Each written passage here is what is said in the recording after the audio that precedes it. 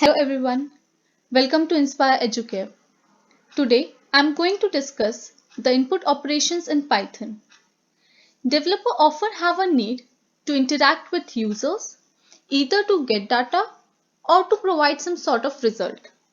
So for this purpose, Python provides us with an inbuilt function to read the input from keyboard, that is the input function. It is a function which takes input from the user and then evaluates the expression. So let's see how this input function works. Whenever the input function executes, program flow will stop until the user has given an input. Whatever you enter as input, it will be converted into string. Even though you enter an integer value, a float value, a double value, by default it is getting converted into a string. Now for example, over here, print, enter your name equal to input, print, enter your age equal to input. We will see this example in Python. Over here, we will take the same example as we saw in the last screen. I will print the message, print, enter your name. This message will be displayed to the user on its screen. On seeing this message, the user will input some data. That data should be stored in a particular variable. So I'm taking the variable name called as name, and to take the input we have to use the input function. Now as I told you, input function by default takes the data in type of string, but your name is also a string type variable, therefore there is no issue in this statement. Now we will write the second statement, print, enter your age. Again this message will be displayed to the user. The user will give age as an input. I will store it inside a variable name called age by calling the input function.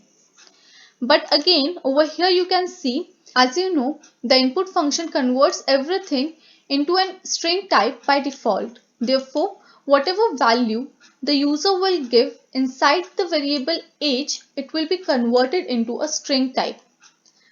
So, to convert the type of variable, you have to use typecasting over here. Now, what is typecasting? Typecasting is a process which is used to convert one type of data into another type. For example, converting a string into an integer or converting a float into an integer variable, etc. We will see in Python how it works. Over here in this example, we want to convert the variable age into an integer type. As it is a string type, so what we will do, we will just add a keyword called int in front of the input function. So what happens in this case, whatever input user is giving to us, it will be accepted by the input function, but it will be converted into an integer type by this keyword int, and that integer variable will be stored inside the variable name called age.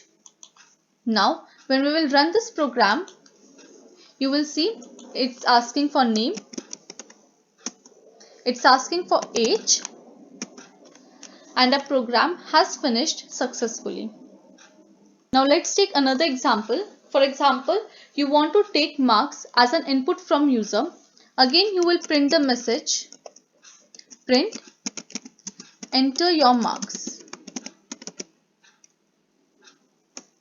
It will be stored inside the variable named marks, and we want to convert this marks into float type. Since marks can also be a float, so I am writing float keyword in front of the input function as over here. So on executing this program, they're asking for the marks. I'll write 25.8 and the program has executed successfully. Now as you can see, for taking the input from user, we require two statements. First one is to display the message for user, and the second one is to take the input. Now, you know Python is well known for the code reduction. But as you can say, just to take a simple input, we require two statements. And for example, when we have to write a big long code and we have to take multiple inputs, so for every input we have to write two statements, which will make a program more lengthy. So to reduce this, we also have one method to combine these two statements. And to combine the statement, what we have to do, just you have to replace this brackets inside the function with the message you want to display. Over here, we want to display the message, enter your marks.